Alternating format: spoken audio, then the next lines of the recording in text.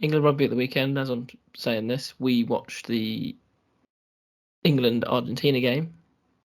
So when this will come out, we would have played Japan, so hopefully win that. But the England Argentina game was unbelievable.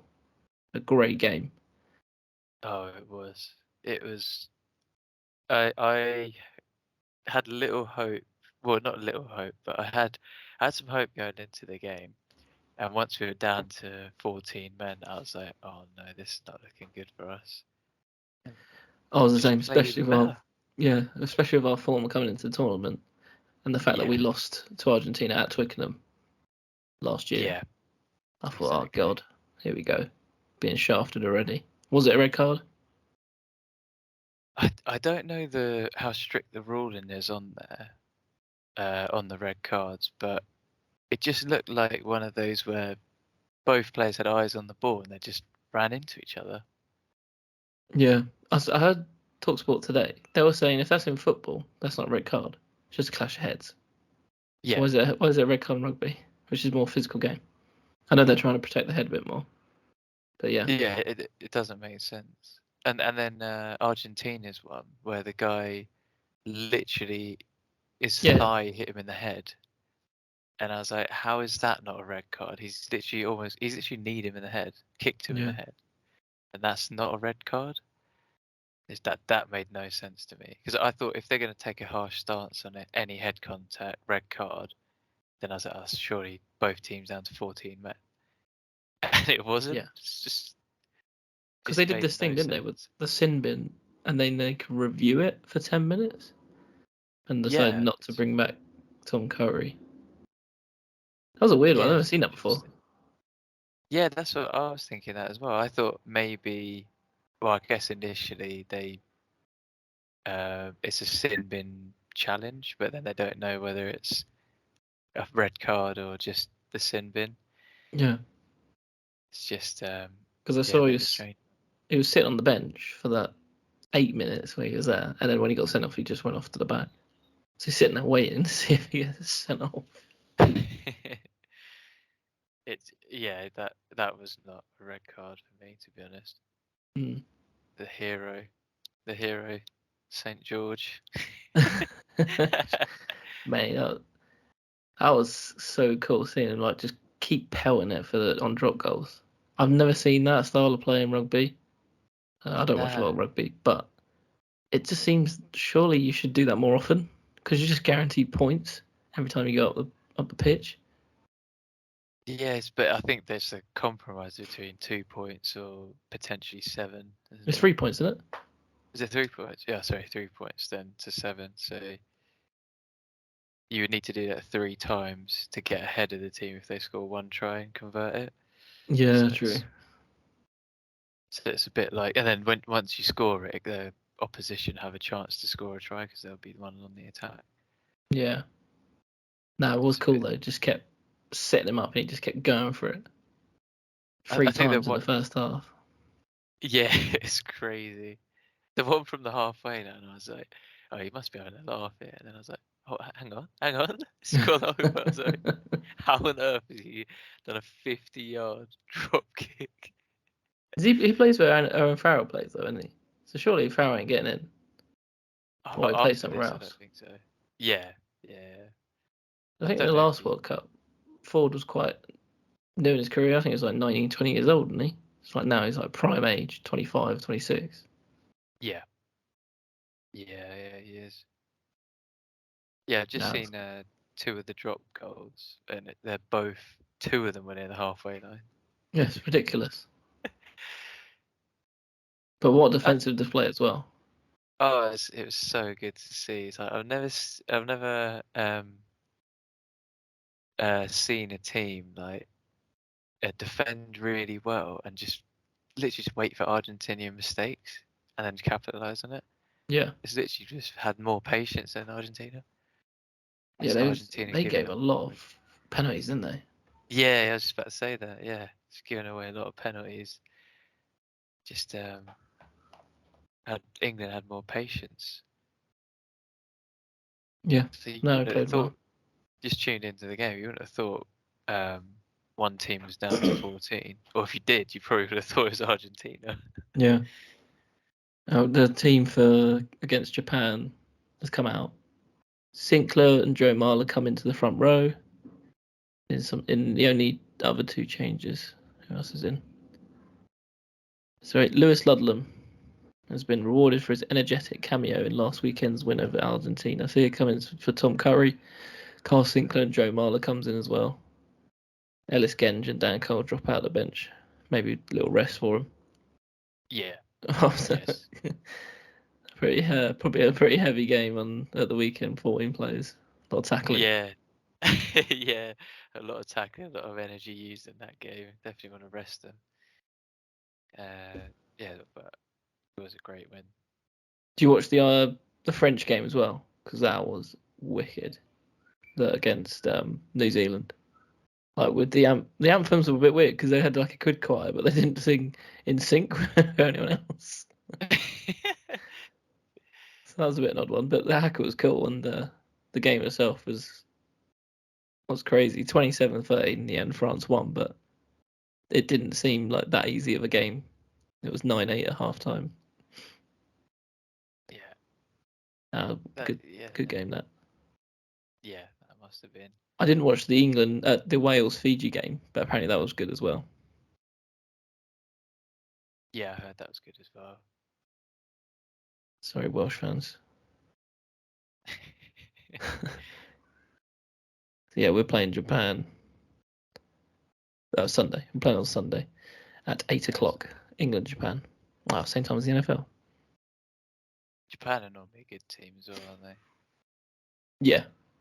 They're pretty solid. They pretty decent unit.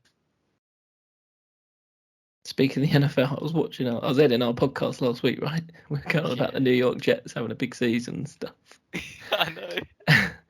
And poor Aaron Rodgers, 4 snaps into his game, snaps his Achilles. Oh, how is your luck?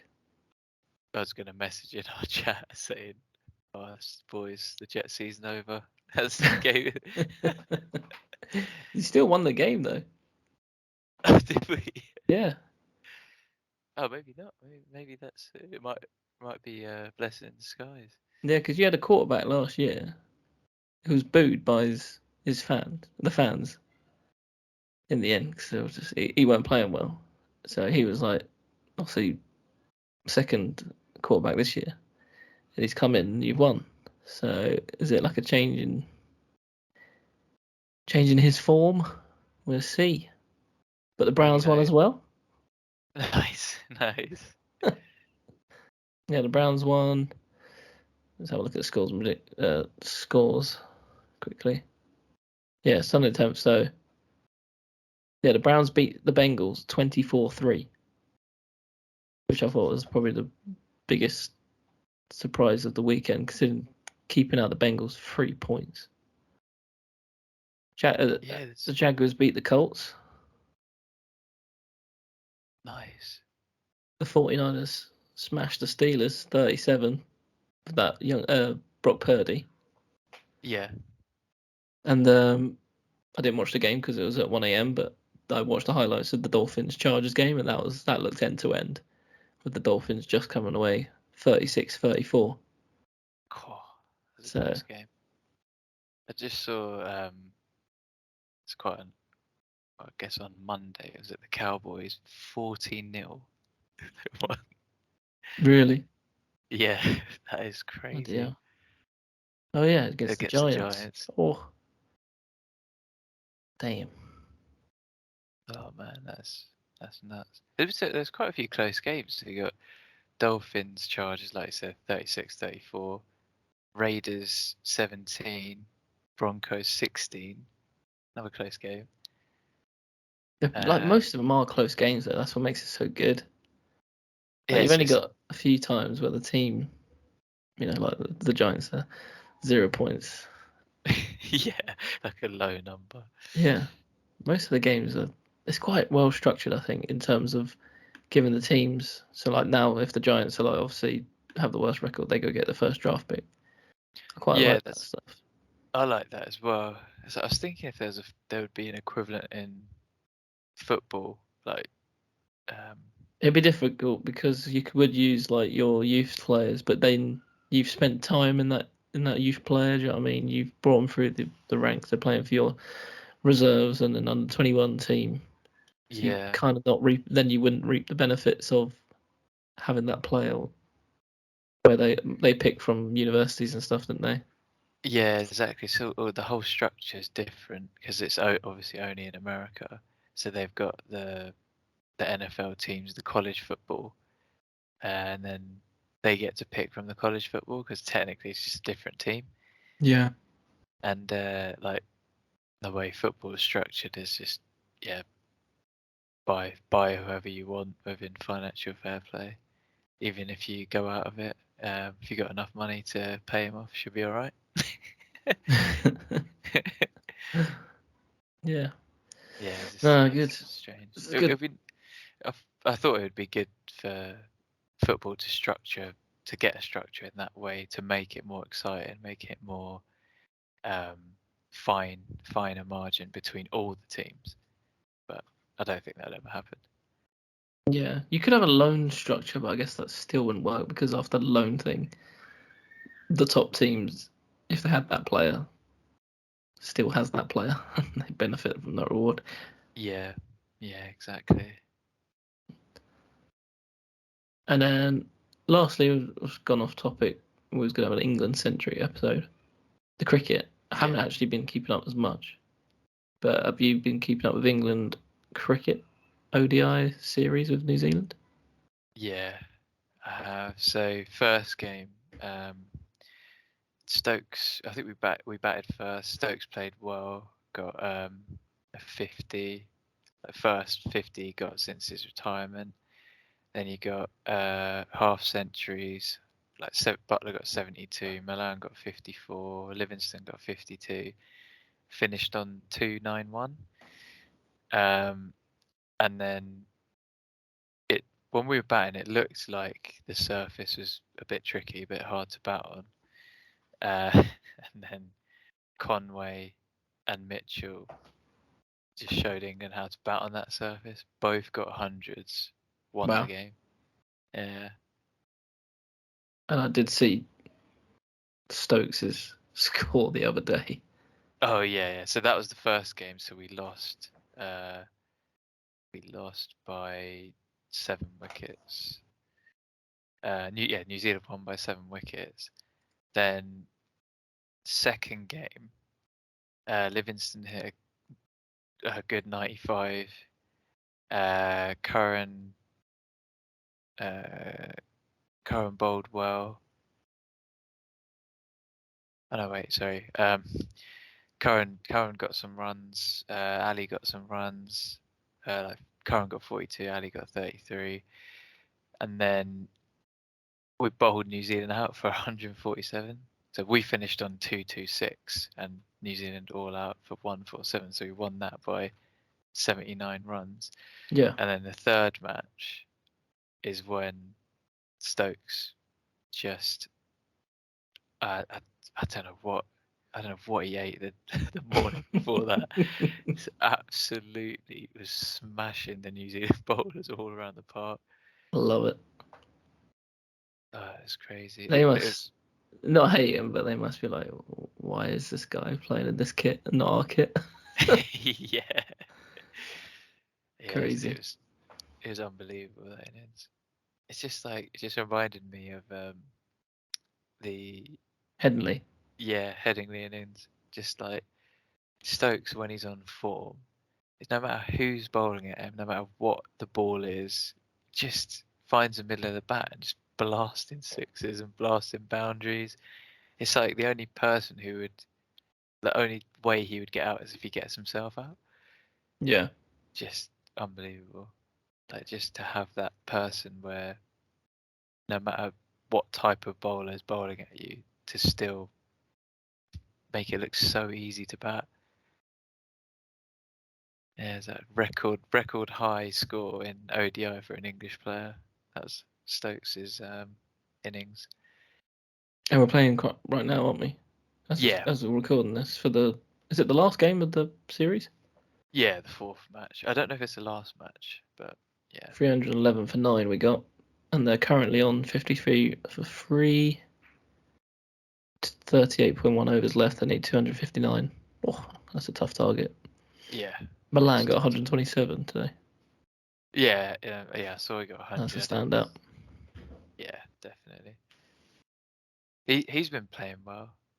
He got 96 in the third game. Yeah. I bet he's definitely determined to get 100 this game. It's so unfortunate. It was literally the ball was down the leg side, and he just got a faint nick on it, faint little edge. Keeper didn't have to, like the ball didn't move trajectory, so it's straight in the keeper's gloves. Like on 96 as well, like one hit away from century. So unlucky. I think we have to do, like, when it's actually the World Cup, we'd have to record who you take in with you. Do you know what I mean? Like, pick our team. Oh yeah. Because there's a lot of talent to pick from. Yeah, it's weird, isn't it, with England sport in general. So rugby's a bit like I don't really know much about the players to come in and out of the team, but England seem to be limited to who they pick. And then football, similar sort of thing, like that you've got like out of the squad of out of the starting 11, maybe you could swap like 2-3 players, and then England cricket, like you can have a whole different 11. Like, So yeah, it's crazy. yeah, A lot. I would say that that's just for one day, not in Test. yeah. Test is just I think Test is not as stacked. no, But it's not. I mean, there is some players like okay, like Roy Burns for Surrey, but he's never really done consistently much for England. Or am I wrong there? No, you're right there. Yeah. It's one of those players where when he did get a chance for England, he was getting 50s, but they didn't really look that convincing. So Yeah, I remember he had a weird technique. yeah, very weird technique. And it's difficult as well because if you're not playing well, the more complex your technique is, the more things you can tinker with to make either help you get better or help you get worse. Yeah. But it's like, but then it shows if you actually work on it hard, like Steve Smith, who's also got a unusual technique, it just works. Like if you know how you play, you know where the ball is, where your off stump is, what shots to play, where the ball is pitched, then batting just seems to make a lot more sense. But when you have that hesitation and doubt where the ball's pitched, where you don't know what shot to play, that's when you get out. Yeah. All That's about spot that on. confidence with the bat. That's it for episode 5. Thank you all for joining us. I'll see you in the next one. Yeah, see you guys in the next one.